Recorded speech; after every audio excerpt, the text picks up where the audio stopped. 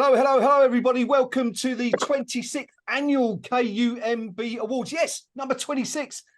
Every year since 1997, we've been coming back doing this. Well, not by video, but anyway, doing the same thing over and over again. And here we are again. It's not been a bad season for West Ham, all in all, is it, really? And hopefully we're going to be looking at some of the best bits of it tonight. I am joined by Rio and Gnome and the Pink Palermo tonight. How are you, chaps? Good to see you all. Yeah, fine. Slightly tired, but I'm alive. That's the main thing. Well, that's a good start. I'll never get over him going. We're going to come back to that in a minute. Anyway, let's get things underway. As I said, it's been an incredible season for West Ham. About 3 or 4 months ago, it looks like we might be ending up in the Championship by now, but it wasn't to be, and we ended up landing a European trophy, which was nice. 11 awards for you tonight, 10 voted for by the readers of KUMB.com. And there is a special award, the Award of Distinction, the KUMB Award of Distinction, which we don't let you lot vote on. We vote amongst ourselves for that one, and we'll be revealing who has won that at the end of the show.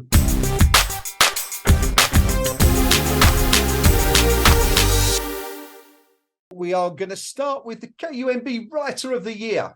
This is a fairly new category, actually, isn't it? This is only the third year we've staged this one. We have a previous winner amongst our number here. The very first winner of this award is sitting down there. So everything's backwards on this screen. We're over there somewhere, wherever he is. He's over there. No, you were the first winner of this award, and it sounds like a bit of an inside job, but it wasn't, of course. It wasn't, although I given and the quality's gone up over the last few years anyway, but given the quality of writers we've already had, I found, I'm not false modesty, I did find that somewhat depressing that the sort of formulaic stuff that gets churned out every week by Preview Percy got an award, but when you had Paul Walker in the room. As we said, it's only the third year we've been running this one. Gordon won it 2 years ago, and Paul Walker won it last year. Let's see who's going to win it this year.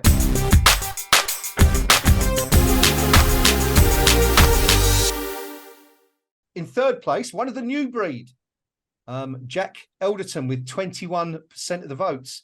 Jack actually won the Twitter vote. We do the vote across Twitter, Facebook, our social media platforms there, and of course the KUMB.com website. Jack came out on top in the Twitter vote, but obviously once we've amalgamated all three, was down to third place, but good showing, 21%. Runner-up this year with 30%. It's our Gnome. There he is, over there. Second place again this year, which means that, yet again, retaining his title as the KUMB Writer of the Year is Paul Walker. Rio, are you much of a reader of Paul's stuff?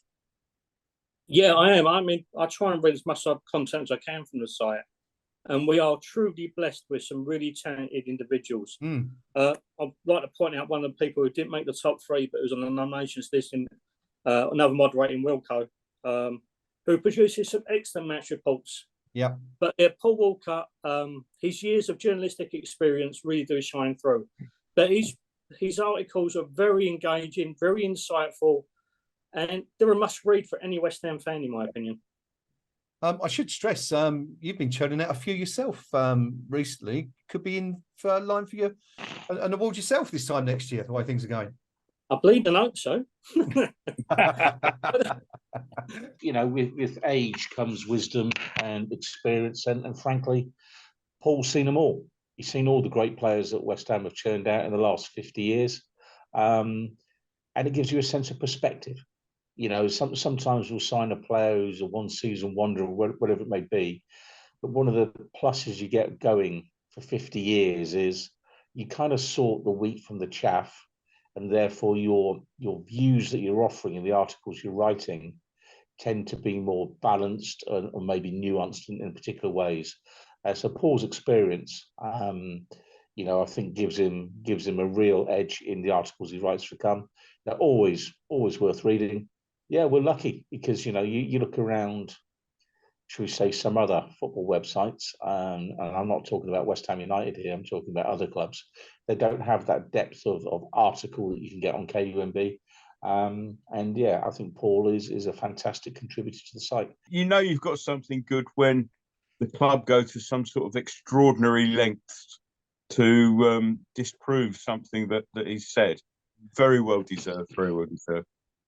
Good stuff. Paul retaining his title as Writer of the Year, KUMB Writer of the Year, with 41% of the vote. We are very, very lucky to have some excellent writers. If you haven't already checked out the opinion section on KUMB, it's in the top bar. Go and have a look there and have a look at what these guys are doing. I'm going to move on to our second award of the evening. This is the Young Player of the Year.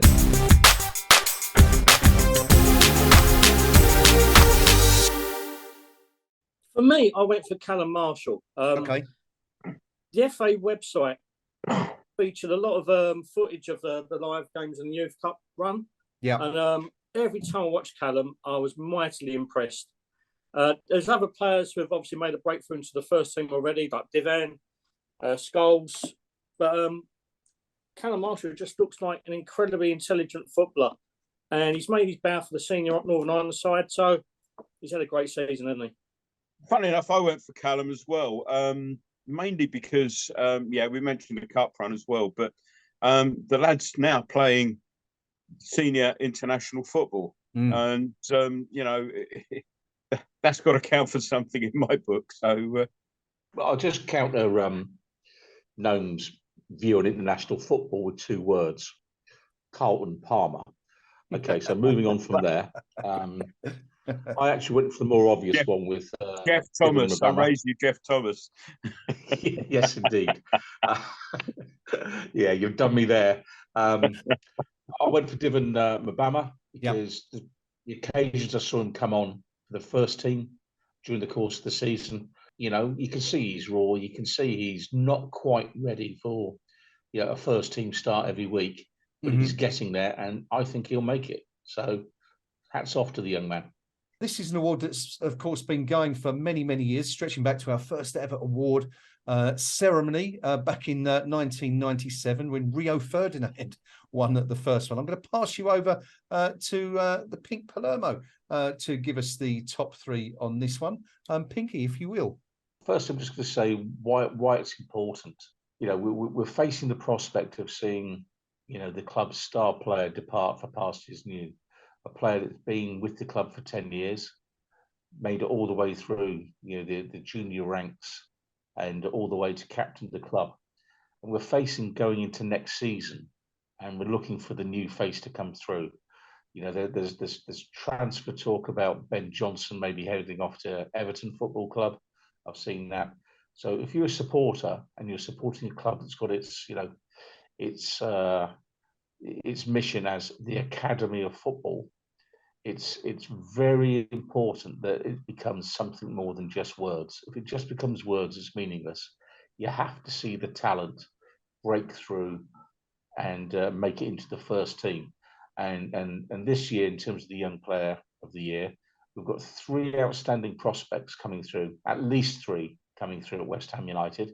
I think we've got a good chance of getting 2 or 3 academy players into the first team within the next year or two. And for many of our supporters, your transfer windows, we all go mad. Spend 50 million here, 20 million there. But actually what makes most of our supporters happier more than anything is seeing a young player come through the ranks and make the first team. So in reverse order, as voted for by KUMB.com readers, Callum Marshall comes in third position. Well done to young Callum. Ollie Scholes, again, who played against Stour in the Europa Conference League earlier this season and looked very good indeed to my eyes. But way out in front, it's fair to say, in the Young Player of the Year category, Divan Mubama, who I would like to see personally, in addition to picking up this award, I want to see him on the bench every single game next season and get some pitch time, because we've flogged Mikel Antonio to death. Lucas Skamaka appears to be, I don't know where he is at the minute. And we've got a young player there. Yes, he's raw. Yes, he's not quite the finished article. But give him a League Cup game. Yep. Give him, a a 20-minute spell here or there. So he's romped it this year with 81% of the vote. Well done, young man. And we hope to see you pick up plenty of appearances in the coming season. We kind of forget what a fantastic season the academy's had, don't we? Because of the late success of the senior team. But no, you know, an FA Cup and League double, and to win the Youth Cup in the fashion in which we did, to smash Arsenal 5-1 in their own backyard. Given, of course, was at the centre of that. But it's you know, it's really encouraging for the club, isn't it? Yeah, I mean, I think probably I'd say more than most clubs, anyway, more than many clubs. You know, that we've always had a thing about players coming through the ranks. I mean, the Arsenal thing, yeah, that was highly amusing. Let me put it that way. We've mentioned a little bit earlier on about how raw he looks and how his first touch doesn't look quite cut out for Premier League football at the moment.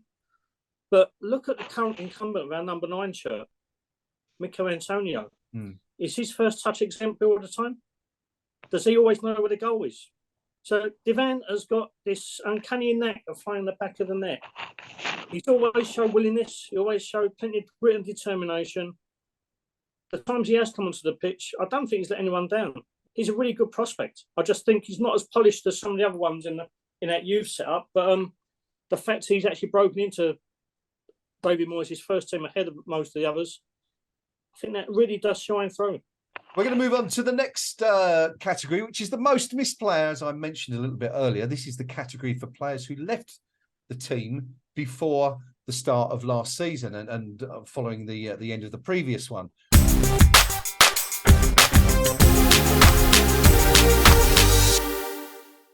No, I went for Dawson. I mean, we always laughed, didn't we, when we were doing the Eyes Up Mother Browns about the Dawson goals that went in off his shoulder, and they're always put down as headers, but they were very rarely was his head involved. But I just thought that we missed something without him in the side, both defensively and as an attacking threat. We've seen players in the past who want away, stamp their feet about it, and sulked and gone on mysterious injuries that magically heal up as soon as the window closed. And Dawson didn't do that. And yeah, I think that was my vote anyway. I went with Nobes. I mean, it's an obvious choice, but if you actually look at what we lacked at times during the course of last season, was a player who would put his foot on the ball, take command of a situation, calm things down, and then have the ability to pick a pass that put somebody through. And I think at times last season, we just lacked that maturity in our team.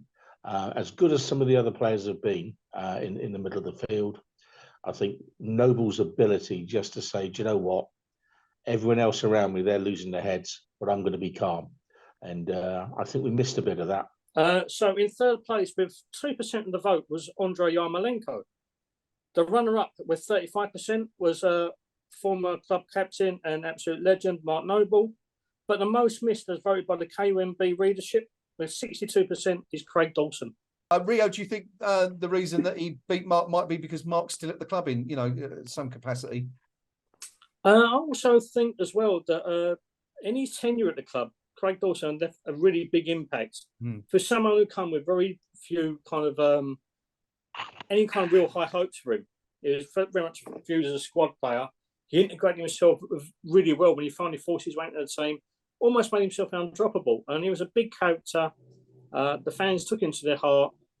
And when he left, it was a massive gap, because there were times this season when we were really lacking leadership, really lacking that solid, workmanlike, get stuck in attitude at the back. And I think his personality and wholeheartedness was the thing that really made him missed more than anything else. He instantly sort of endeared himself to us by taking a wild swipe at a ball that somebody was trying to head, and the guy's head nearly got removed. But I mean, yeah, West Ham, we always have this sort of reputation for liking the skilled, the flair players, but we always always have a soft spot for the grafters, the hard workers, the ones who, you know, don't leave anything on the pitch. And Dawson's definitely one of those. I mean, the best nickname as well, yeah, Ballon Dawson. Yeah, so, yeah, as I say, well deserved, yeah. Let's be honest here. Look, if we were listing the top half dozen centre-backs for West Ham United, Craig's not getting anywhere near that list. He knows it. 60,000 that go every week know it. We all know it, okay? But it's not about that. It's about, are you performing to, as Pards would say, your maximum? Are you giving us all you've got to give? Yeah. And Dawson never pretended he was Bobby Moore or Alvin Martin or anybody like that. You know, Craig was a bit of an old-fashioned stopper of a centre-back that would pop up with a goal just when you needed it and chuck his body in front of a shot that's going to hurt him because it's going to hit him where it really does hurt. And make sure that actually when he left the field, he was dripping sweat, covered in blood or whatever it may be, you know, and cuts and bruises and all the rest of it. But we can say, yeah, he's tried for us today. And as a supporter, that's all you want.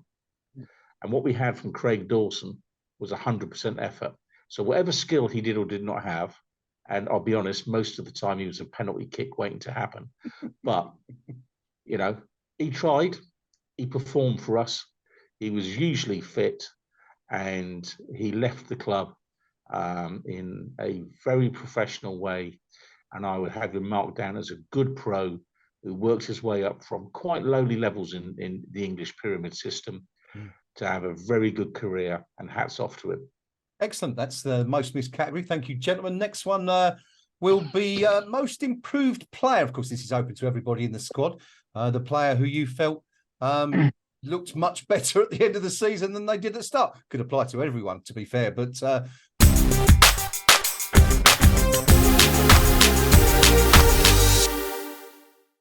I went for Theo Kehrer. Started off very, very enigmatically, to say the least. I thought he looked a reasonable player, and obviously his calibre of playing for PSG, playing for the German national side, you can't be an awful player. Yep. But he did for a while look like a walking mistake.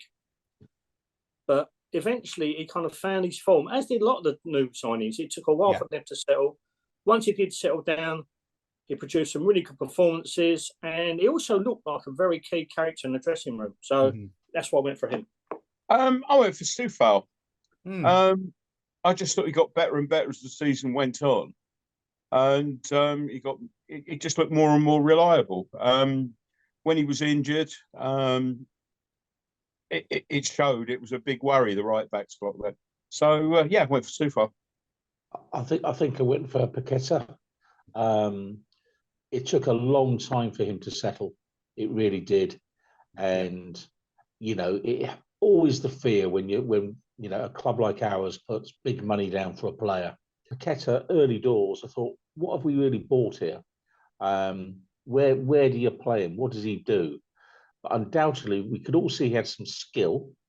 You know, you'd expect that of a Brazilian. You know, they've all got the feet, but can he actually play intelligently in the side? Can he actually make the difference to the team? Because that's what you want them to do. And we got our answer, you know, 3 weeks ago in Prague, didn't we?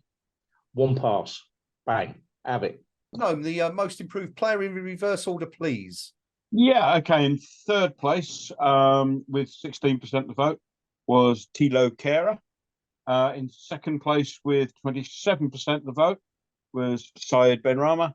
But the winner with 43% of the vote, Lucas Paqueta. Indeed. The Brazilian maestro came from Lyon last summer for a fee somewhere around £50 million, or at least that's what the total will be. No, is he going to be the kind of poster boy for West Ham now Declan's gone or going?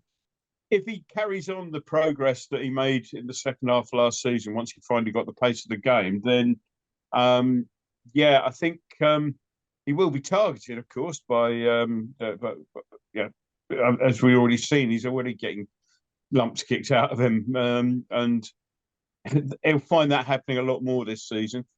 He's your sort of your marquee, your cinema signing, or whatever you want to call him. Pinky, would you like to say a few words about our runner-up in this category, perhaps? By all means, and you know, I think for Saeed there was plenty of room for improvement. And in fairness to him, improve he did. You know, my major criticisms of Saeed as a player are his decision making in the final third at both ends of the field. I think Benny's improved, you know, and I'm open enough to admit it, but I still think he's a little bit short of the absolute quality that we need. And in terms of this window, were we to move him on, I'd say thank you very much. You've done as best as you can, Saeed, but we just need a little bit more in that part of the pitch. And but you know, he has improved, so fair play to him. Can I remind you of a conversation we had in Prague? I think you and a few others, and the comment was how are you going to feel if Benrahma scores and is instrumental in winning the cup? Can you remember what your response was to that? Yeah. Well, funnily enough, I was actually caught on film singing the Seven Nation Army Saeed Benrahma song, and I have offered big money to the owner of said not to publish. Yeah, you know, in the final, he had one job to do. He took a spot kick. He took it really well, and you know, easy to say, yeah, well, it's just a penalty. Well, no, it's a penalty in a huge final in front of a support that is not that forgiving when you miss things like that. He took the kick well. Hats off to him. But you know, my God, all I can say is thank God Bowen got the winner. You know, there wasn't a happier support in the stadium. Yeah. It was something about handing back the cup. It wouldn't count if Benrahma got the winner or something like that. I deny that. I deny that. Yeah. Rio, at first we didn't know whether he was a 6 or an 8 or a 10. We're still not quite sure, I think, but he certainly seems to have found his feet in the Premier League now, Lucas Paquetá. How much are you looking forward to seeing him play next year? Assuming he's still with us, of course, because there have been lots of rumours that Paris Saint-Germain are trying to sign him. And Newcastle as well. Yeah, that's the mark of how well he's improved us and how vital a cog in our machine he is, because he's already getting knowing glances from the incredibly cash-rich Saudi Arabian Geordies and PSG, whose reputation speaks for itself, as does their bank account again. His improvement and the way he settled into the sides towards the end of the season, it was a stark difference to the kind of person lost at sea at times at the start of his tenure. And now he produced some actually wonderful moments. He started to get the grips with the Premiership. That opening period against Liverpool, when he actually tore them to bits at times, with that culminating that superb goal in home game. Yeah, you know, that was just the mark of what he's capable of. And you just hope that whoever comes in to play alongside him next year can provide the perfect foil, because we've got a very special pair in our hands here. We just need to let him flourish. Good stuff. Lucas Paquetá, your most improved player of the 2022-23 season. We're going to move on to one of our favourite categories of the entire awards. It's the Hackett of the Year, as we said earlier on. It's named after Keith Hackett, the referee in the 1991 FA Cup semi-final, who cruelly, disgracefully sent off Tony Gow.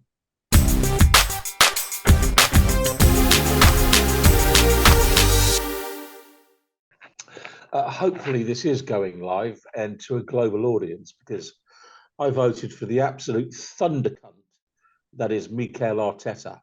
Okay, so let's not mince words here. Okay, you know, and please do not edit that out. I would like, you know, send a link to Gooner's chat or wherever. I mean, you know, horrible, unsporting, shocking. I mean. How many times in my life am I going to have to listen to good old Arsenal proud to sing the name, and then you're watching their manager on the touchline actively encouraging players to harass and harangue match officials, behaviour that is then copied and emulated by children on a Sunday morning and encouraged by their, shall we say, ill-informed and ill-advised parents. And I tell you where Arteta's behaviour ends up.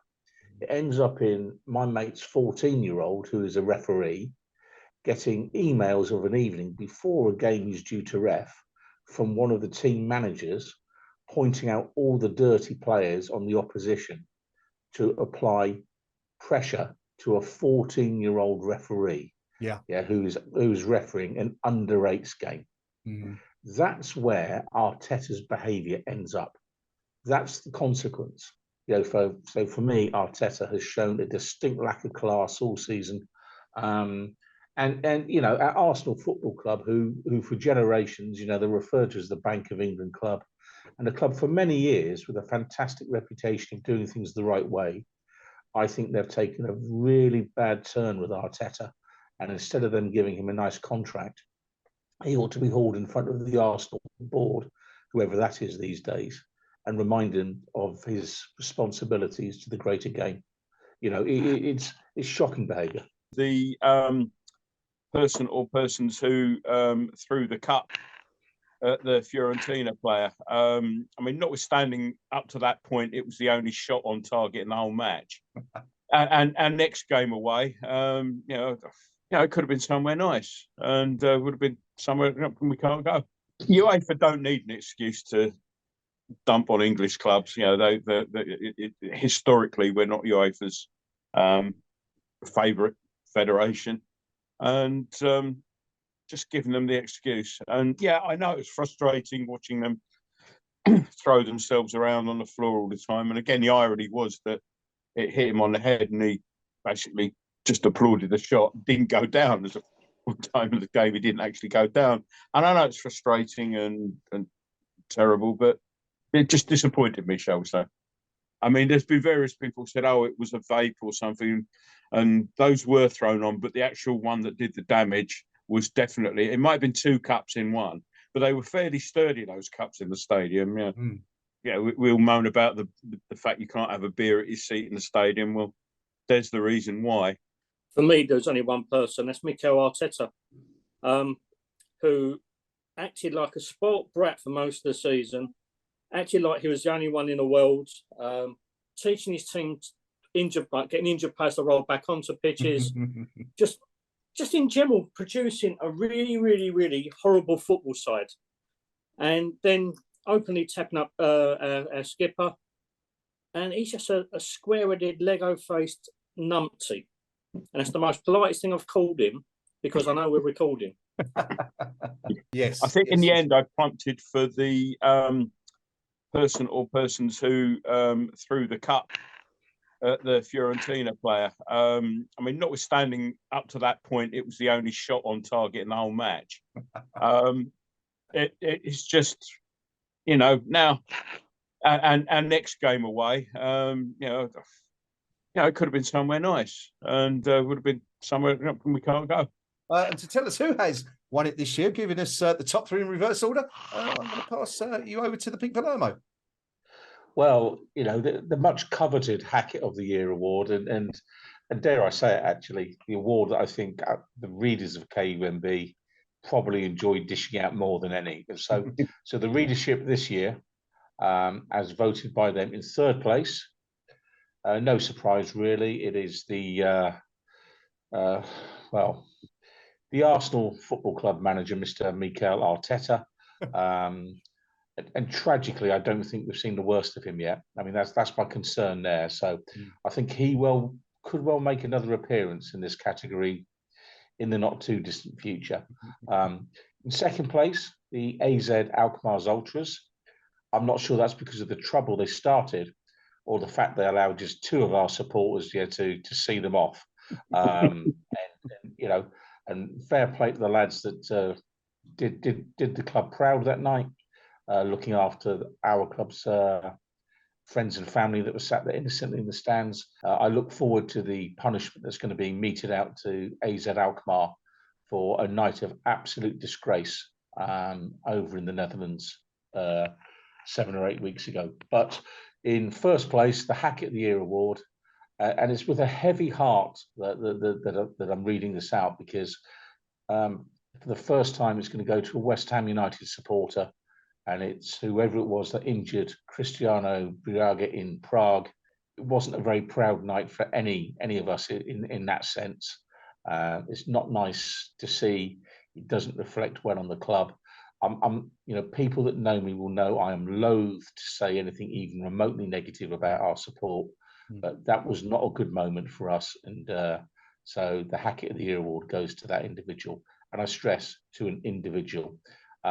West Ham United supporters have travelled all over Europe for 2 seasons now, and we've barely had a dozen arrests in getting on for 20 competitive games abroad. So, the action of just one person, a moment of, should we say, losing it, and it's all a bit embarrassing, really.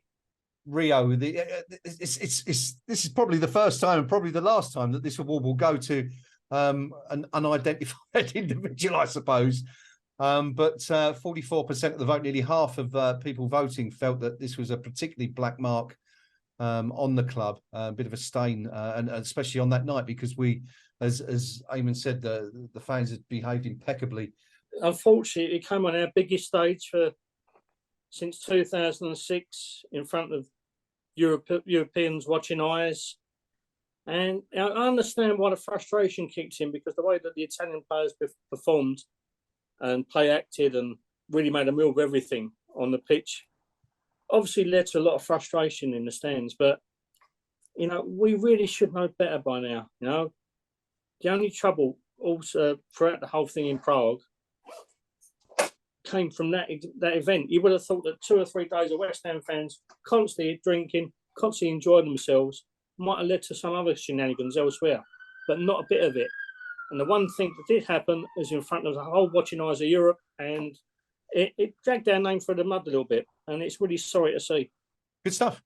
Wraps up the Hackett of the Year award, the fan who injured Cristiano Braga in Prague, taking it this year. Moving on to our next category, which is the best signing of the year. And we have quite a few to choose from this year.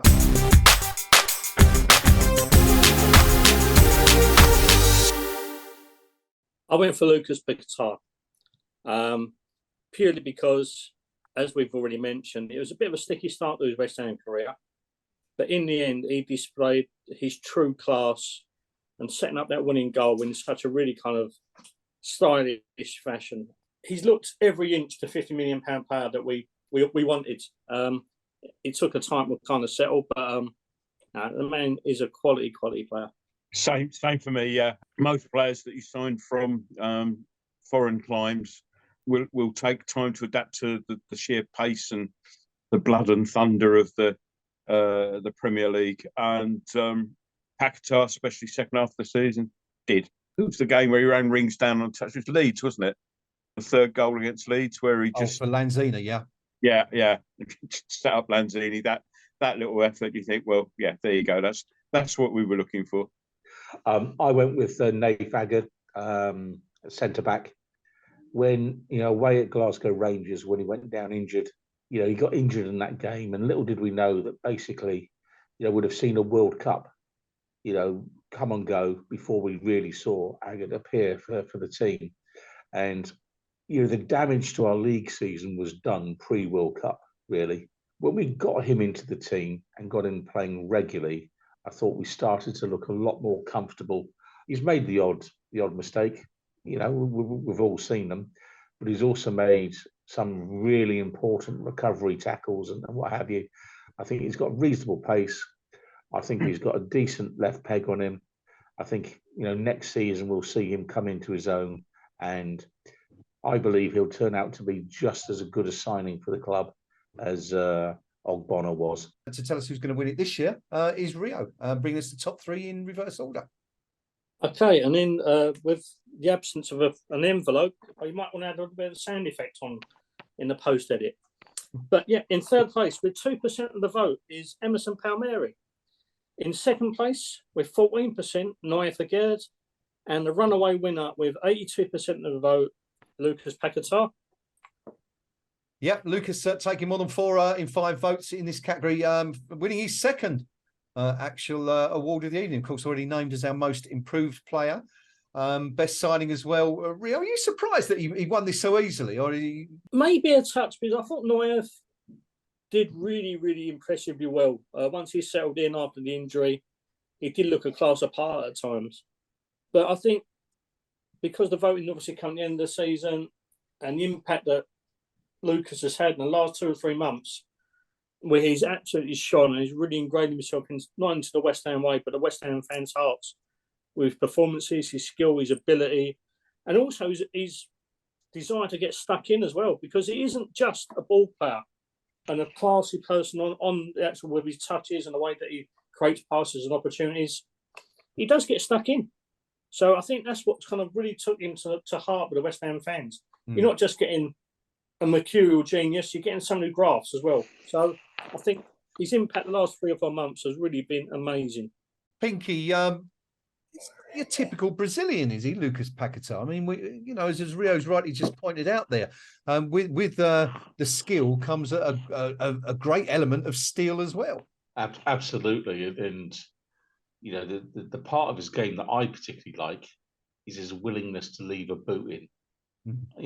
It's the less pleasant part of the game, but let's be honest, it's professional football, and a lot of teams have got a player that will dish something out, and we've had a bit of a soft underbelly for a couple of years, whereby we've had no one else or no one on our team who will actually, give us some back. Paquetá, for my money, clearly he's grown up in some mean streets in Brazil, whereby a skillful player, he gets one put on him. Well, thanks very much, mate. I can do that as well. And so he doesn't let himself get bullied. And to me, that's a really good side of his game. But also, it's his intelligence as a footballer that I particularly like. And I'm going to give David Moyes a bit of credit here now, because in the final, Paquetá struggled to get free from his marker. Basically, he struggled to get space all evening. And David Moyes made a bit of a switch. He moved Tommy Soucek further forward, asked Paquetá just to sit a little bit deeper, then bang, into the moment that really mattered, the one defining moment of the whole game. He had the class, the vision, the technique, one touch, bang, ball goes forward. You're in acres of space, Jared Bowen. Yeah, go do your job. Yeah, and 50 million quid, money well spent. Money well spent. Terrific player. No, how do you think Declan's? We are assuming he's going. I mean, it seems to be on the cards now. How do you think that's going to affect Lucas's game? Do you think it will give him more freedom in the midfield? I refer you to the answer I gave to a previous one. It all depends on how we spend the money. We need to sort of look at what we got. We've got Paquetá. What do we need to give Paquetá the freedom to do what he does? So let's see who we buy on that one. Award number 7 tonight is most memorable moment. It's a fairly new award for us.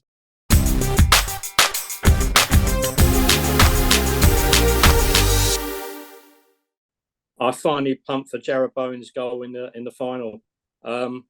It was a real platoon-esque moment as he burst through, and the rare occasion that a West Ham player goes through on goal, and I actually felt confident. But it still took an eternity to hit the back of the net. And I know you three were there. I couldn't make it. But even back home in the pubs and clubs where we all frequent, places erupted with sheer joy. And I can imagine what it was like in the stadium. So you can't top moments like that. We've all waited 43 years for one to come along. I don't know if it actually made the sort of final shortlist, but I'd just like to shake whoever nominated my falling down a pothole warmly by the throat. But no, it's got to be the Bowen goal, hasn't it? I mean, my eyes are going now just thinking about it. I mean, all the people that weren't there, couldn't be there. Well, I'm going against the grain here. I actually went with Pablo's goal in the semi. Picture the scene. You've not had a great season. You're not getting regular starts. You're not getting much pitch time at all. The ball breaks through. He's through on goal, and he's got plenty to do. You look up. What do you see? you see 3,000 West Ham looking down at you. Yeah. And we're not saying, please score, Pablo. It's, don't you dare miss this, Pablo. Yeah. And he knows that because he's seen us look like that before. And he keeps his nerve, keeps calm, and he slots the ball in, and he gets us to the final. So when we needed him, when he absolutely had to deliver for his manager and for his supporters, he did it. And it was a great moment. Great moment.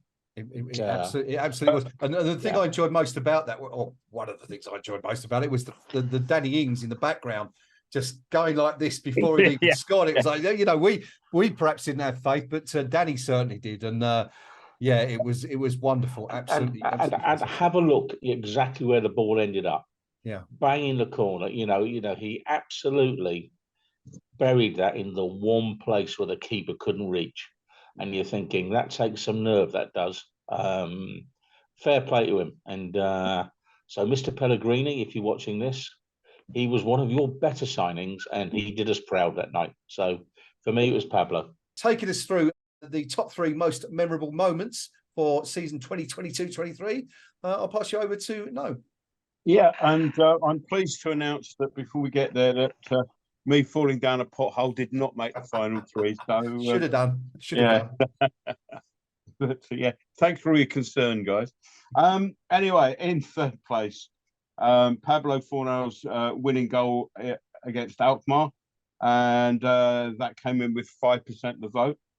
In 2nd place was Declan Rice lifting the Conference League trophy, and that came in with 9% of the vote. But the most memorable moment with fairly hefty 81% of the vote was Bowen's winner in the Conference League final. You were there, Gnome, in the ground, watching it. Let's relive that moment briefly if we can. It's the 90th minute. We're all thinking about extra time. We're all getting extremely nervous, and then Thomas Souček. It wasn't a particularly good pass to Lucas Paqueta, was it? But there he's the Brazilian, looks up, threads the ball through to Jarrod Bowen. Take me through your thoughts from that moment.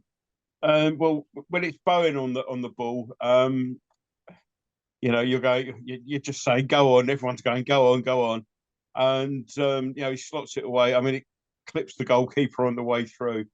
I'm not entirely convinced it's, when I see it again, it's still not going to go wide or over or something. But it's gone in, and yeah, all hell broke loose around me, and I kind of bucked the trend. Everyone was jumping up and down, and I obviously hugged a few people, but I just sat down then for a second because I was just overwhelmed by the whole thing. I just thought, you know, this looks like we're going to win this. Yeah, with everyone jumping up and down, there's me just sitting there. I just had to sit down and sort of take a few seconds to take what had just happened in. Yeah, it was just some sort of overwhelming relief and release of emotion, that sort of thing.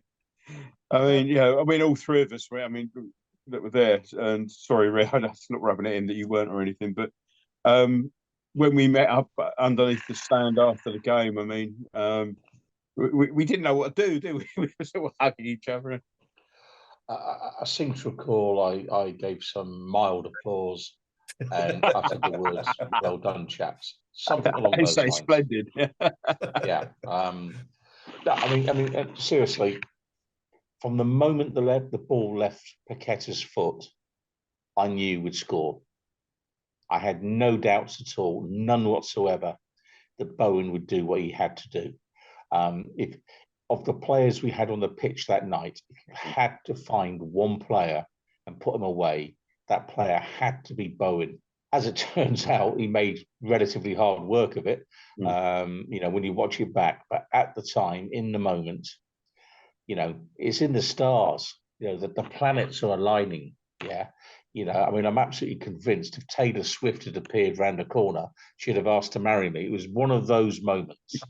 You just know, this is it. This is going to happen. And you know, Bowen took his chance. So for me, great moment for us as supporters. Great moment for David Moyes, for certain. All that matters when you get to a final is win. And West Ham United did that. When it mattered, we won. So say what you like about Moyes, say what you like about some of the players. When it mattered, they did what they had to do. And for the 14,000 West Ham United supporters in the ground that night, and believe me, there were 14,000 West Ham in there that night, because we had all the corporate tickets. You know, all the UEFA officials were obviously cheering for West Ham. You know, that's a given. Yeah. The 30-odd thousand that made the trek that were in the fan park in Prague. You know, this was a massive turnout. And, you know, sometimes you just got to win. And if you win ugly, who cares? The trophy is in our cabinet, not Fiorentina's. In my current state, the way I used to celebrate isn't entirely possible. For me to jump out of my seat, because I was watching it back home in the Eastbrook pub, the best Sunday roast dinners in Baghdad, visited regularly. Just I had my 3 kids with me. I had about 4 or 5 really close mates with me. And I didn't go ballistic. Not because I didn't want to, not because I am a little bit incapable of doing that at the moment. It was just sheer disbelief.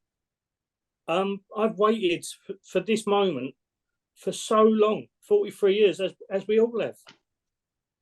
I didn't really know what to do. I lifted my arms in the air, punched the air, but it didn't actually really sink in till the following morning. I was wandering around the pub, and I didn't leave there till about 3:30. You might want to edit that bit out. But I was in a state of shock. I really was. I really can't explain it. Everyone who I know was going to me, if we win this, you'll be the first one blubbing your eyes out.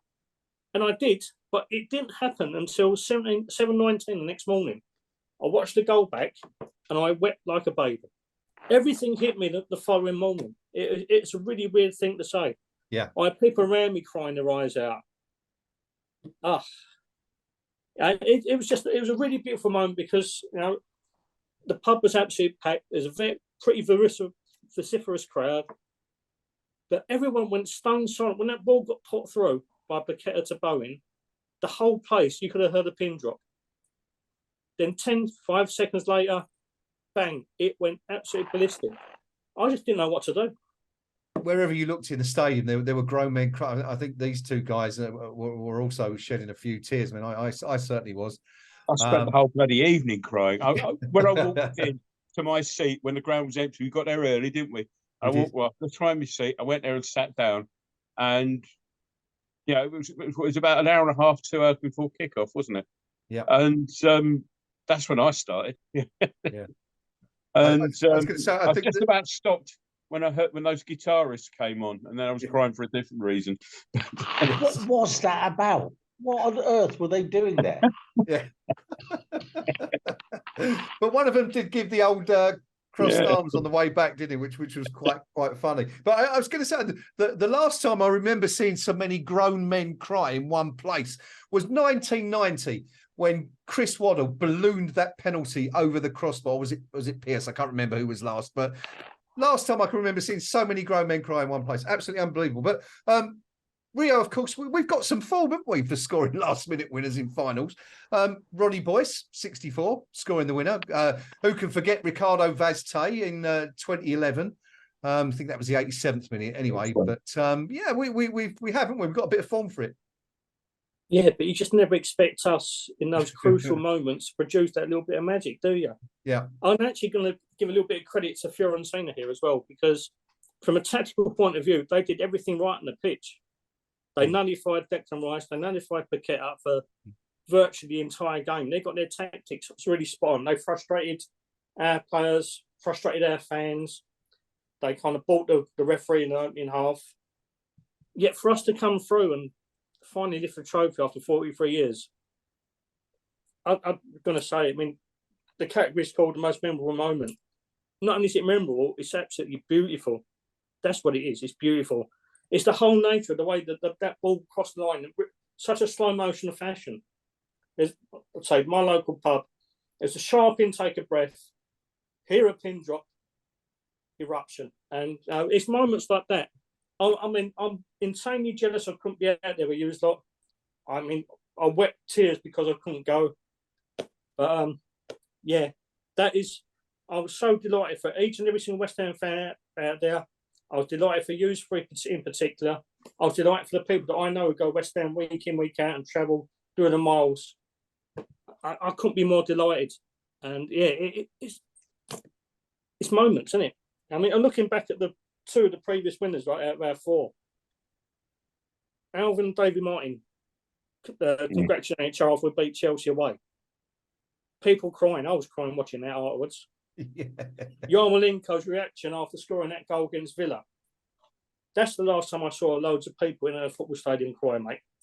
Because that was just pure emotion coming out.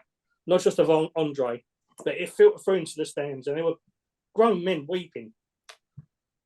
But we did it and we're making people cry for the right reasons. And we waited 43 years for it. We're entitled to shed a tear or two. It's like, I don't know. It was almost like tears of relief in some way. I mean, this is why we go to watch football, right? It's for these moments. People like Pinky will go up and down the country week in, week out, travel to places like Burnley, to Newcastle, to Leeds, to Sheffield, to Bournemouth, to ends of the country, to Denmark. You know, traveling 4 hours. After you've got off the plane on the other side to get to these tiny little grounds.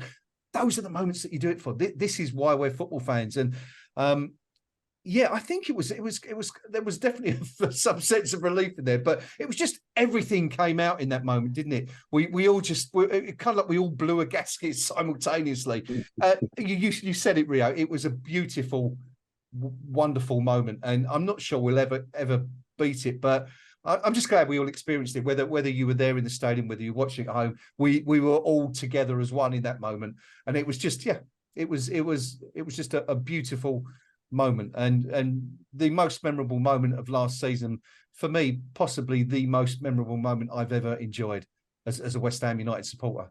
That game might come up again in our next category as it goes, because we're moving on to the most memorable match.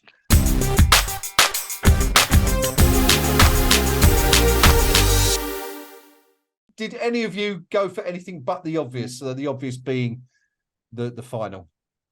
No. I think I might have gone for the AZ one. Okay. Purely because we was doing the eyes up. I was having an absolute torrid time getting a stream that actually worked on a consistent basis. It was an absolute disaster of a day. And just for that pure moment, as Pinky's really well described, it was a magical moment. And again, us two being like kind of not the most seasoned professionals in presenting like yourself, Ray, who's like a pure and born natural. Yeah, we retained a little bit of degree of professionalism towards the end. And like, impartiality went out the window, as Gnome said, for 30 seconds. And all of a sudden it was like, well, that wasn't bad, was it? And on we go again. You know, I thought, crikey, I've got that problem and I'm pushing 60. If you're having a problem getting a stream at your age, Rio, you probably need to see a doctor about that. Well, I always come out in sympathy with my colleagues, so, you know. Yeah. Eamon, you're going to take us through our top three. Yeah, and this is one of those categories where sometimes the result triumphs the actual quality of what we've all been watching. Because if we're all being honest, the game that's going to win this category wasn't a memorable match at all for footballing reasons. You know, it was a bit of a dull affair if we're all being honest. But that's the nature of the beast when you're at the sharp end. But in third place in the most memorable match category was the AZ Alkmaar away game, where West Ham United scored a famous victory on foreign soil. Again, Pablo Fornal slotted. They got 2% of the vote. Second most memorable game. This is so memorable, I can't even remember this game. West Ham United won, Manchester United 0. But the romp-away winner in this category for the readers of KUMB.com was the West Ham United 2, Fiorentina 1 Europa Conference League final. 94% of the readers went for that. And I stress, you know, they're going with it because, frankly, we've won a trophy. Yeah. And, you know, let's just understand what that means. It means Mikel Antonio has got more winners' medals than Harry Kane. Do not let that fact get blurred in all the stories about Kane to Bayern Munich for this money or that money. Yeah. Kane is having to go to Germany to win a medal. Mickey Antonio, he had to jump on a plane to Prague and pick one up 90 minutes later. So, there are big clubs and there's massive clubs. And, our lot, we deserved that night. Let's be honest, you consider the last 40 or 50 years, we've kept selling our best players. We've kept being the nearly men.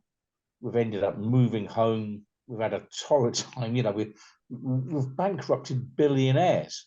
That's such is the legend of West Ham. But we haven't won anything until 3 weeks ago. We rock up, we do the necessary, and it weren't pretty. No one's saying it was, but we got the result we needed to get. And great moment. And for me personally, being surrounded by people who are really respected, supporters that are in the never miss category, to see all of them so happy was a great moment. Really great night. West Ham 2, Fiorentina 1. Had to win it, didn't it? Really? I mean, it was. I think this category was more about who would come second and third than who was going to win it. Yeah, absolutely. It's a foregone conclusion, and it wasn't a memorable match in terms of being aesthetically pleasing, but who gives a monkeys when you're lifting silverware and you're making 250,000 West Ham fans happy back home, numerous around the world, and you're putting a smile on the face of the whole of English football. Let's put it that way. Because I didn't get a begrudging message from any of the people I know who support other clubs. And that includes the horrible lot from N17, the horrible lot locally who are about to poach our skipper, the horrible lot from West London. I got complimentary messages from every fan that I know who supports a different club. No one begrudged us. No one. Boy, did they bellyache after the game, Fiorentina, their management and everything to do with them. And I said, they called us dinosaurs or something like that. For all their possession, and it was first half in particular, the figures were, probably through the roof for possession. No shots on target, no legitimate shots. I mean, we had that one that was offside. And then they still only had one or two in the second half, one of which went in. My concern was, though, I don't think we'd have survived extra time, if I'm really honest. I'm not sure I would have done either. But, as a match, most memorable match. As I say, it was a horrible one to watch. I was a bag of nerves, and really didn't feel great watching it. But the second it was over, you don't care, do you? Where does it rank for you in terms of most memorable matches that you've ever seen as a West Ham supporter? Probably at the moment, it's probably the most memorable one because it's a European trophy, and purely because of the status of it. I mean, again, it's memorable for different reasons. I mean, I can remember some real stinker games that are just memorable because they were so bloody awful. Yeah. But no, I'll stick with that one for the time being. Yeah. I know the Fiorentina hierarchy called us dinosaurs as none rightly jogged me memory. But I've seen Jurassic Park and a couple of things like that. And some of them dinosaurs were bloody massive too. Not as massive as us, but they were big. Could I just finish this bit off with another, just to round it off with something that this description of this match started with. And you mentioned, Mikel Antonio has got more medals than Harry Kane. And so does Craig Dawson and Freddie Potts and Mubama. So all of which tickled me quite a lot, that one. So, yeah. There you go. Your most memorable match of the season, possibly ever, as a West Ham United supporter. West Ham United winning the Europa Conference League. They're changing the name of it this year, aren't they? To the UEFA Conference League. UEFA Conference League now, yeah. I've got to confess, I always thought it was called the UEFA Conference League. I didn't know it was called the Europa Conference League, but apparently they want to distinguish between the Europa and the Conference League so they can attract more sponsorship or something like that. Can I just come in there, though? This is typical UEFA. They're wetting their knickers over a branding exercise, essentially marketing.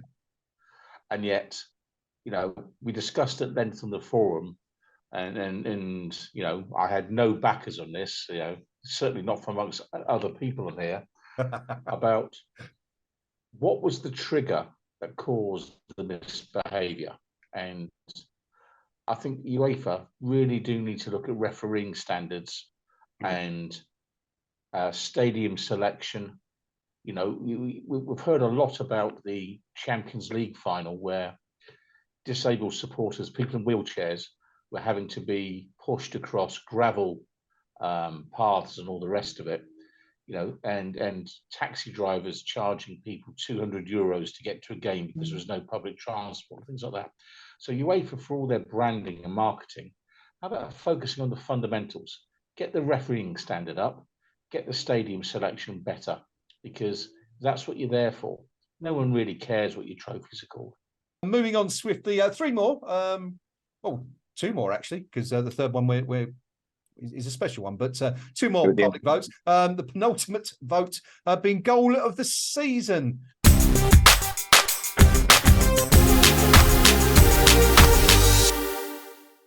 It was Pablo Villamor. Like my love for that man has been widely publicised on this channel, and as Pinky said, it was the perfect goal at the perfect moment. Just everything about it was just absolutely sublime. And now, if he's had a very torrid season, and obviously we think he's had personal issues off the pitch, things were weighing really heavy on him. But he went for a real purple patch for a month, and that goal was just an absolute piece of genius. I went for Declan's goal against Ghent, wasn't it? The one where it was played out and basically just ran the length of the pitch and slotted it away. I just thought that was the best goal I saw this season, and that's why. Yeah, Declan against Ghent. Everything I want to see from a West Ham United player, or soon to be former West Ham United player, but at the time, carrying the ball 10, 20, 30, 40, 50, 60 yards upfield. Yeah. You know, I mean, talk about swashbuckling, buccaneering, you know, swatting defenders off like flies, just going past them. I mean, everything you want to see, you know, a top player do. And so for Declan to charge upfield and bury it, yeah, bang. If you want your captain to stand up and say, we've got to do something, lads, yeah, that's the moment. They're the moments, doing things like that. Yeah. And I thought it was a terrific goal by Rice, and fair play to him. Okay, so with 11% of the vote and in third place, Pablo Fornel's majestic strike against AZ Alkmaar in the final minute. In second place with 23%, Declan Rice against Ghent with that surging run forward and sublime finish. But it's probably no surprise whatsoever that the goal of the season, as voted by the KUMB readership with 55%, is Jared Bowen against a certain Italian side in a certain final in a certain minute.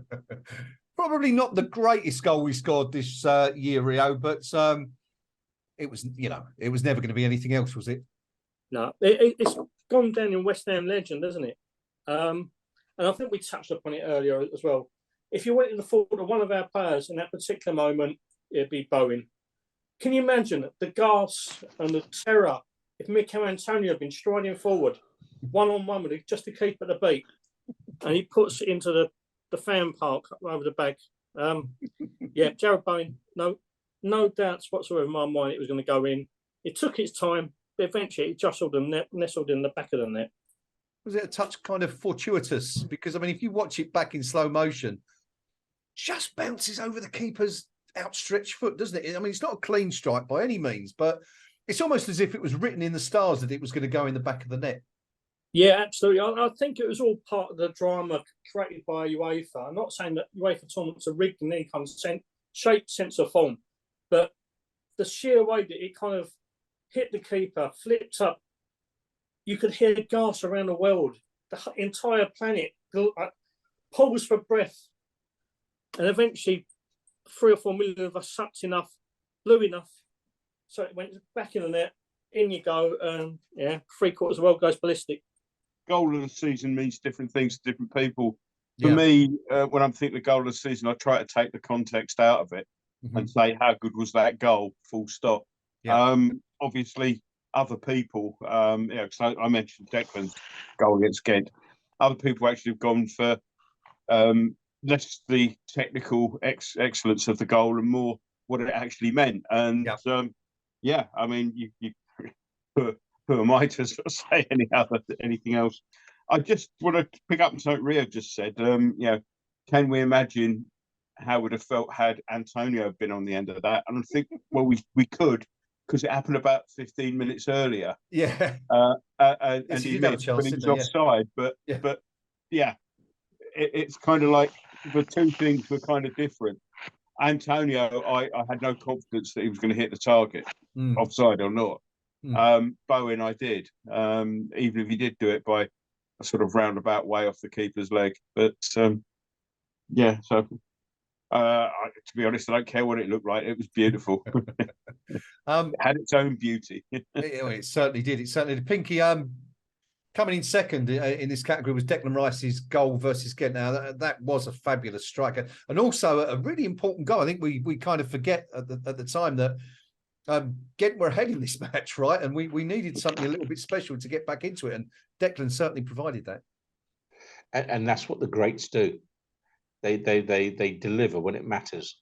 You know, showboating when you're 5-0 up and doing all the fancy dance stuff. Yeah, well, that's fine, but actually, really, who cares? What really matters is when you need it, can your star players deliver? And you know, in certain industries, it's what's called the money shot. You know what I'm referring to there. It's about doing the job when you've got to. Yeah, Gnome certainly knows all about that sort of thing. You know, in fact, Chalks is probably right in the middle of it right now. But enough of all that. It's a family show, this. But so Declan did what he had to do then, and that's what Arsenal Football Club have paid £105 million for. You know, sorry he's going, but he did score a terrific goal that night. So there you have it. You know, great job by Rice, and but you know, it's always going to be topped by one that wins a trophy. And Bowen, yeah, you know. What it wasn't was fluky.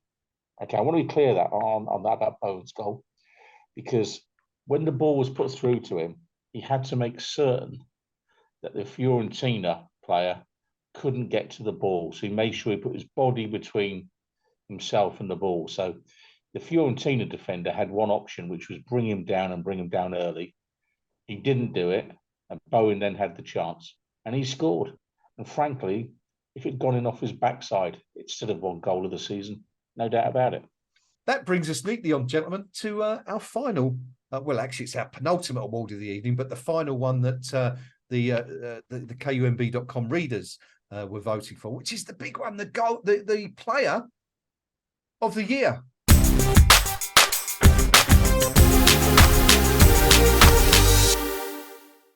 Over the whole season, there was only one real standout candidate.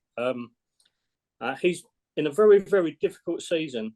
He has, by and large, still been absolutely exemplary, led by example, rallied the troops eventually, and he's lifted the European Conference trophy for us. Declan Rice. I went with Declan as well. Very disappointed at some of the stuff that I'm seeing around on social media, referring to him as a Judas, etc., etc. And you know, if you want a Judas and all that, and you're looking at Ince, look at what Ince did while he was still signed to us. While he's been at our club, he's done nothing but give his all for our club, which is all you can ask for somebody. He's going to earn shed loads more with Arsenal, and you know, it's disappointing to see him go. Obviously, because he's a class player. You know, Champions League football, he'll get that, but they're never going to win it. So. Okay, but good luck to him. But yeah, player of the season for me. Yeah, it's a hat trick, no question. I mean, at his age, yeah, the best player, the best 24-year-old I've ever seen play for West Ham United, no question. You know, 40-odd England caps already. You know, our captain. You know, 240 games for something like that.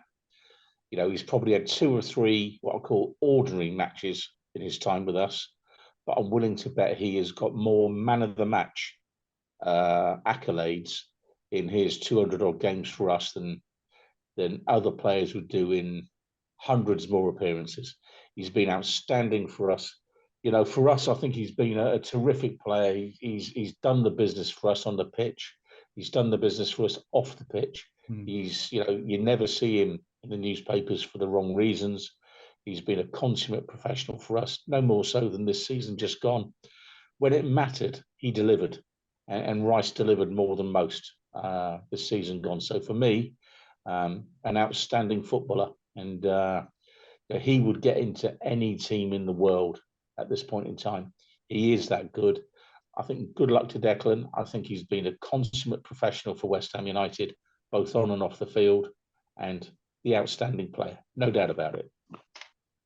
The top three in the voting. In third place, Lucas Paquetá with 8% of the vote. In second place, Jared Bowen with 10% of the vote. But in first place with 72% of the vote, Declan Rice. And I think, I may be wrong here, Graham, but I think that makes him the most awarded person ever across all the years of the KUMB Awards. It's Declan Rice's third KUMB Player of the Year award in the last 4 seasons. Of course, it's going to be his last one. He will be sorely missed, and you know, he seems a sort of nice, sensible young lad, sort of thing. Again, it was mentioned you don't see him in the front pages of the newspapers, and you know, I for one wish him all the best. There isn't another young English defensive midfielder that's 2-footed, can pop up with goals, cover every blade of grass, all of that. You can't get another Declan Rice. I think we've got a very full price in the current transfer market for Declan. What we don't know is the extent to which the market will continue to inflate because of the impact of the Saudi Arabian League. You know, Arsenal have taken the bait. They've made it very clear he was their number one target. I think the chairman has done quite well to get the fee where he has. But I think in a decade's time, and again, with a really heavy heart, I'm saying this, Arsenal Football Club will look at us and go, "You mugs, we did you on the Rice deal because he's just won us X number of trophies." And he will, you know, he could well play for them for 10 years. You know, he could play 6 or 7 more years in the middle of the field and then end up dropping into the back line or doing some other kind of job there. So, you know, he will look like a very low cost acquisition given the duration that he'll be at Arsenal for. All I'm going to say on the subject matter is that for the first time in a long, long while, we've actually got a deserved price, one of our shining lights. How many times have we sold players down the years for far below their market value just to get a quick sell? So fair play to the chairman for once for holding out and not caving at the first big bid that comes in. And no one would begrudge Declan the move. The only thing I begrudge is his actual choice of destination. Yeah. If it had gone to City, I don't think the fan base would have a problem. If it had gone abroad, everyone would have said, "Well done, son, you deserve it."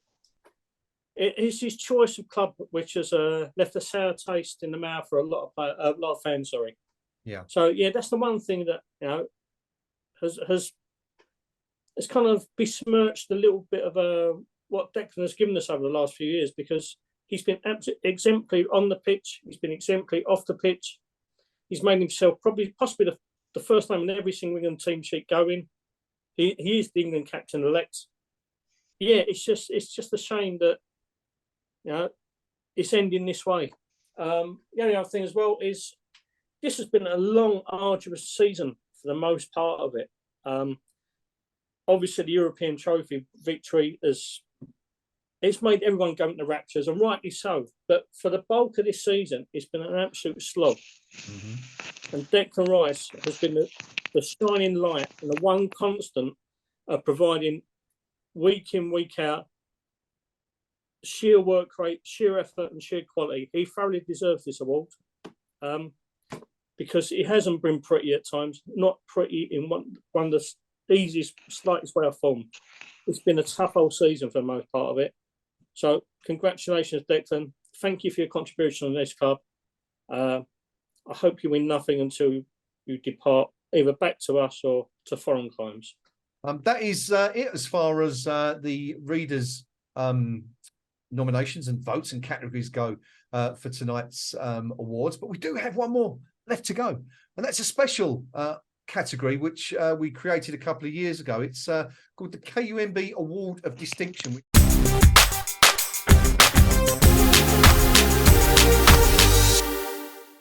Last year, of course, it had to be Mark Noble, a lifelong servant to the club, spent his entire career at West Ham United. But to let us know who has won it this year, I'm going to pass you over for the final category of the evening, the KUMB Award of Distinction to the Pink Palermo. Pinky. Thanks, Graham. Well, let's just consider this award of distinction in the context of the two previous winners. David Moyes, a manager who, in the season he won it, delivered European football for the club in the first time in a very long time. And last season, Mark Noble, an absolute club, bona fide club legend, great servant to the club. So that's the caliber of person or the kind of contribution that we look for when we discuss the KUMB Award of Distinction. So just to put it in the context of that. So we've gone with a player, we've gone with a manager. The obvious choice, of course, would be to go with a chairman. Like that was ever going to happen. So we considered that for maybe the time it took for the Titan submersible to implode, and dismissed it out of hand, should we say, like a lowball offer for Rice. And we thought about what it really means to be part of West Ham United. And of course, the Shankly expression of a club without fans is nothing. Football without fans is nothing. And ultimately, our club, perhaps more than many others, has got a dedicated, loyal following of supporters who I believe to be the best of football, and certainly the best of West Ham United. These are the people that go week in, week out. No great expectations other than to see a good team, good hard-working performance, and occasionally sticking one on a club, so-called bigger club than ourselves. And then if you do that, you go home happy. But there's some supporters that are there pretty much every week. Not stupidly every week, but they're there. You just know they're going to be there.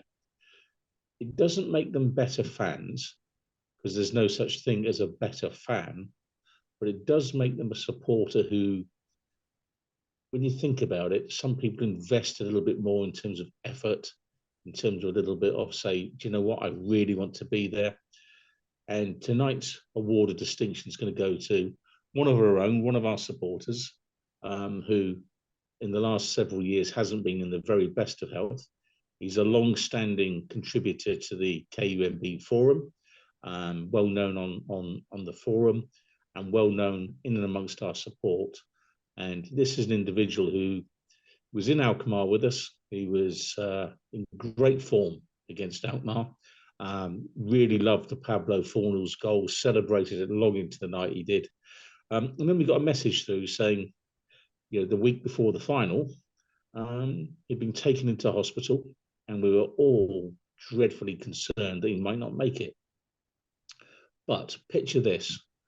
You're in a hospital in North London having a not exactly small medical procedure undertaken on the Monday, and on the Wednesday, you're in Prague. I know some committed fans, but there's committed and there's committed. And I'm really pleased to say that the KUMB Award of Distinction for 2023 goes to Mr. Colin Wells, well known amongst our support, a lifelong supporter of West Ham United. And hats off to you, Wellesley, because, to get yourself out of hospital and across to Prague after what you've been through, fair play, pal. Absolutely fair play, Ed. I doff my cap. Well done, Colin. Beautifully said. Thank you, Pinky. Yeah, Wanstead, as you will know him well on the KUMB forum over the years. Lovely to see him in Prague. And always lovely to see him, Rio. He's just a fantastic chap. And if you were looking, I think, for anybody that exemplifies, you know, that traditional West Ham fan, that kind of spirit and attitude. Never say die. You know, it would be Colin, right? Absolutely. Absolutely. I've been fortunate to know Colin on and off over the years via the website.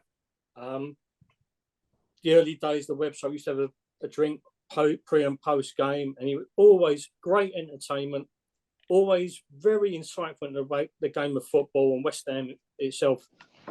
Over the last couple of years, obviously Colin's health has suffered a lot, but I still see him on a regular basis. He has been a great source of inspiration for me, because my health suffered a little bit, not as bad as Cole's, but he's come up with some numerous advice for me. He's always got a smile, a wave. Post game, he'll make a point to come to see me and my sons think the world of him, because he comes up every single game virtually. We have a little chat, little discussion about what's the events of the game. He always makes a point of asking after me. It's a mark of the man, a man who's completed numerous marathons and raised thousands of pounds for charity. It's a desperate shame that one of the world's finest individuals has had to suffer ill health, but poor Cole has. But it's not dented his love for West Ham. It's not dented his love for football in general. If you follow his Twitter account, Once the Groundhopper, he's making the most out of his life. He's an absolute inspiration for many. He goes all around the country, ground hopping, taking football trips. The man's amazing. The man is an absolute remarkable individual in every sense of the word. And it's a privilege to know him. Absolute privilege. No. Can't really add much more to the splendid words of Eamon and Rio there. Just something we all said sort of after the game, and there is a photograph of I think the three of us when we bumped into him after the game at in Prague, and you know, I took millions of photographs while I was in Prague. There's the celebration. I've got a couple of great ones all happening in front of us. The one photograph I will treasure more than any other than that is that one of us with Wellesley there. It was just like, yeah, it was a real sort of lump in the throat moment as far as I'm concerned. And I mean, he's just a really, really nice guy on top of everything else. I mean, we've known him through the website. I think you and I probably played football alongside him a fair number of times, and he was, he put us to shame fitness-wise at the time. So he's a splendid bloke, and the effort. I mean, it's not just for the effort, but you know, to see him out there, and it's like, yeah, definite hats off. Yeah, I don't really have much else to add. I mean, I think you guys have said it. He's a wonderful man. It will always on hand to help you out if need be. It's helped me out before. I won't go into the specifics, but I think we can all tell us, the same sort of story. So for that reason, I'm absolutely delighted that we can give this KUMB Award distinction to Colin Wanstead-Wells this year. And that just about wraps up, I think, our ceremony. Should we just have a quick recap of tonight's winners? It's the 26th annual KUMB Awards, 11 categories all in all tonight. KUMB Writer of the Year, Paul Walker. The Young Player of the Year, Divine Mubama. Most Missed Player, Craig Dawson. Your Most Improved Player this year was Lucas Paquetá. The Hackett of the Year was the fan who injured Cristiano Biraghi in Prague, while your best signing was Lucas Paquetá, picking up his second award of the evening. The most memorable moment, Jarrod Bowen scoring the winning goal in the Conference League final in Prague just a few weeks ago. Seems like ages ago now, but it really isn't. It's just a few days ago, really. Most memorable match, of course, it had to be West Ham United 2, Fiorentina 1. 94% of you going for that one, the most comprehensive result in any of our categories this year. The goal of the season, once again, Jarrod Bowen versus Fiorentina. I'm not surprising that that game really was at the forefront of everything we've done tonight. The KUMB Player of the Year going to Declan Rice for the third time in the last 4 years. It's the last thing he's probably ever going to do at West Ham. But as said, we do wish him the very best of luck for the rest of his career. He certainly brought lots of enjoyment and pleasure to all of us as West Ham fans in recent years, and we wish him well. And of course, finally, the KUMB Award of Distinction for 2022-23, Colin Wanstead Wells, lifelong Hammer. Just really leaves us to wrap up with a few final words. Noam, I'll come to you first on this one. Summarise last season for me in about 60 seconds, if you possibly can.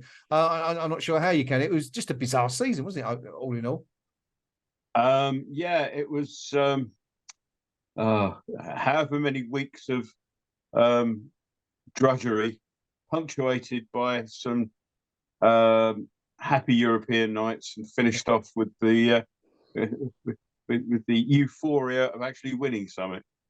Really sort of sums it up as far as I'm concerned. Yeah, perfect. Perfect. Yeah. Pinky, same to you. Sum up last season in 60 seconds, if you can. A tough watch for a lot of the season. Difficult. It was one of those seasons where you just got to dig in, do what you have to do. I think we were dreadfully unlucky with key injuries at certain times in the first half of the season. Took a while to get the team balance right, but we did what we had to do.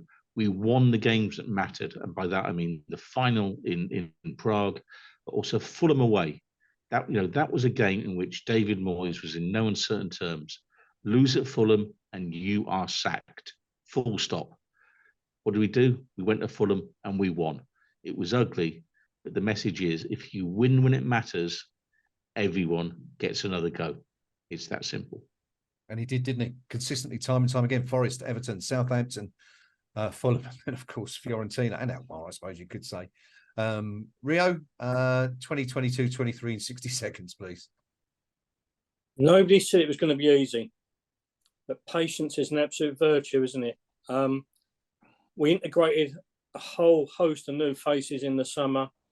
It took a long, long while for them to kind of settle down. It's been a very, very hard slog. It's been discord on and off the pitch.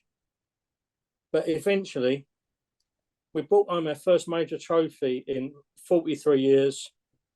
We've reduced our fan base to tears of joy after months of frustration, agony and pain.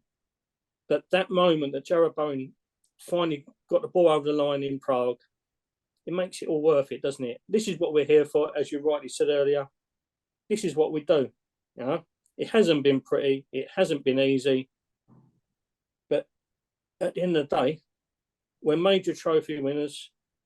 We're seeing the new faces that were brought in the summer finally settling, finally gelling, and it bodes well for next season. Good stuff. Good stuff. Well, all things being well, we'll be here again in another 12 months' time, looking back on another, hopefully, ultimately successful season for West Ham United. Hopefully, you guys will be with us on the journey. Join us on KUMB, of course. We mentioned earlier, these guys are pumping out content on a regular basis. Have a look at that. Don't forget to get involved on the forum. Always plenty of debate going on. Especially at the moment, it's mostly about Declan Rice. But anyway, there's always plenty of chat, always something to get involved in. I'd just like to say thank you to all of our readers, all of you. You make it all worthwhile. Keep us going. Without you, none of this would be possible. So thank you to everybody who supports KUMB, continues to do so, has done over the years, and votes in all these polls. Pinky. Yeah, and I just want to give a special mention to. We don't have a category of chant or song of the year, but to the supporters who, I think it was in Larnaca, when we were away in Larnaca, and Maxwell Cornet came on and instantly came up with the Maxwell Cornet, "We Thought You Were Dead." Whoever came up with that chant, I salute you, because it was a moment of absolute genius. Thank you to everyone. My thanks to Rio, to the Pink Palermo, And to Gnome you. for your company Cheers. tonight, gentlemen. Hopefully you'll all be back with me again next year as we celebrate another fantastic year for West Ham United. Certainly has been this year. European trophy. Who'd have thought it, eh? Take care, everyone. We'll see you again very soon. Until then, come on, you Irons.